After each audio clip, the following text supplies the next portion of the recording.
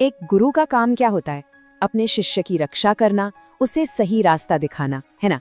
लेकिन क्या हो अगर पता चले कि महान आचार्य चाणक्य अपने सबसे प्रिय शिष्य सम्राट चंद्रगुप्त मौर्य के खाने में रोज थोड़ा थोड़ा जहर मिलाते थे। जी हाँ, जहर। सुनने में ये किसी धोखेबाज की कहानी लगती है ना? एक गुरु और शिष्य के विश्वास की ये एक ऐसी कहानी है जिसके पीछे छिपी है एक जहरीली लेकिन कमाल की रणनीति। तो चलिए समझते हैं कि आखिर ये माजरा क्या था। जरा सोचिए, सम्राट चंद्रगुप्त अपने भव्य कक्ष में रात के खाने पर बैठे हैं। उन्हें इस बात का जरा भी अंदाजा नहीं है कि उनकी थाली का हर निवाला सिर्फ उनकी भूख नहीं मिटा रहा, बल्कि उनके अंदर एक ऐसी शक्ति पैदा कर रहा है जो उन्हें अजेय बना देगी। और थोड़ी दूर से उन पर नजर रखे हुए हैं उनके गुरु आचार्य चाणक्य।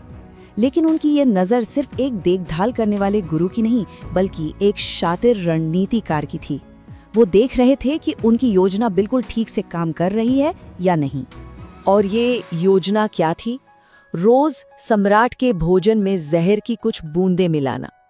कोई भी बाहरी आदमी देखता तो यही कहता कि ये तो सरासर विश्वासघात है। मतलब जो रक्षक है वही सम्राट का सबसे बड़ा दुश्मन है। लेकिन सच इससे बहुत अलग था। असल में चाणक्य के इस क्रूर से दिखने वाले काम के पीछे छिपी थी एक ब्रिलियंट स्ट्रैटेजी, एक ऐसा सुरक्षा कवच जो अनदेखे दुश्मनों से सम्राट को बचाने वाला था। देखिए, चाणक्य ये बात बहुत अच्छी तरह जानते थे कि चंद्रगुप्त अब कोई मामूली इंसान नहीं, बल्कि एक विशाल साम्राज्य के सम्राट हैं।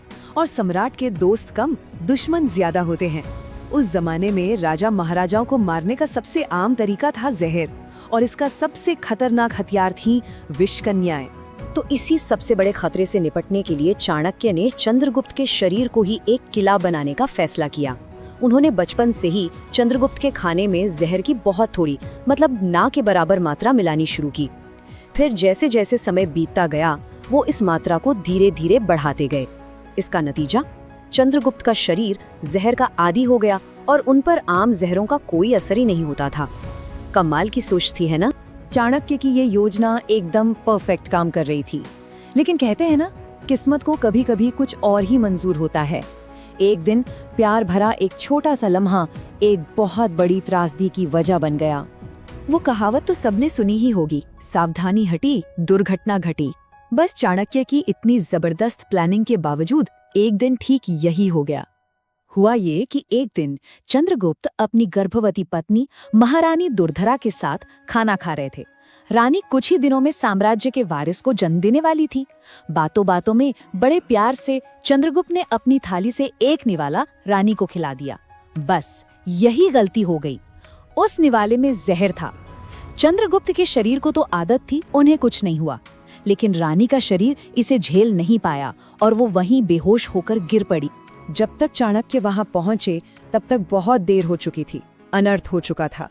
रानी की हालत बेहद नाजुक थी और अब चाणक्य के सामने एक ऐसा मुश्किल फैसला था जिस पर पूरे मौर्य साम्राज्य का भविष्य टिका हुआ था। चाणक्य ने एक पल में स्थिति को भांप लिया। उनके दिमाग ने साफ साफ हिसाब लगा लिया था। रानी को बचाना अब नामुमकिन था। जहर पूरे शरीर में फैल चुका था, लेकिन शायद गर्भ में पल रहे बच्चे को बचाया जा सकता था। अगर वो बच्चा भी नहीं बचता तो मौर्य वंश वही खत्म हो जाता। और उस पल चाणक्य ने जो किया वो देखकर किसी का भी दिल दहल जाए। उन्होंने एक सेकंड भी बर्बाद नहीं किया। अपनी तलवार निकाली और रानी का पेट चीरकर बच्चे को बाहर निकाल लिया। महारानी दुर्धरा तो नहीं बच सकी, लेकिन साम्राज्य का वारिस सुरक्षित था। और एक अजीब संयोग देखिए, जहर की एक बूंद उस बच्चे के माथे पर जा लगी, जिससे वहां एक बिंदु जैसा निशान बन गया। और इसी निशान की वजह से उस बच्चे का नाम पड़ा बिंदुसार।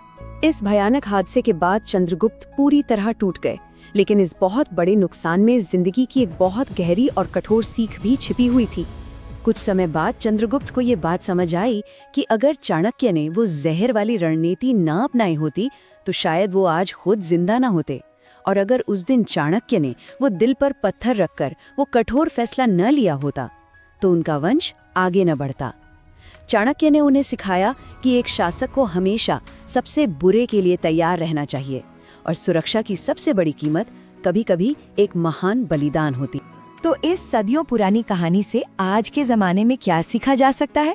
आपको शायद हैरानी हो, लेकिन चाणक्य की ये जहर वाली रणनीति आज भी हमारी जिंदगी में उतनी ही रेलेवेंट है। हम सब अपनी जिंदगी में मुश्किलों से, परेशानियों से, संघर्षों से बचना चाहते हैं। अपने कंफर्ट जोन में रहना सबको पसंद है, लेकिन चाणक्य का जहर हमें यही सिखाता है कि जिंदगी में आने वाली छोटी छोटी चुनौतियां, छोटे छोटे संघर्ष ही वो जहर की बूंदें हैं जो हमें भविष्य के बड़े संकटों के लिए तैयार करती हैं। आराम शायद आज सुरक्षित लगे, लेकिन असल ताकत तो संघर्ष से ही मिलती है। तो एक पल रुककर सोचने वाली बात है, अपनी जिंदगी में वो कौन सा जहर है, वो कौन सी चुनौती है जिससे हम सब भाग रहे हैं, जबकि असल में शायद वही चीज हमें आने वाले कल के लिए और ज्यादा मजबूत और ज्यादा ताकतवर बना रही है।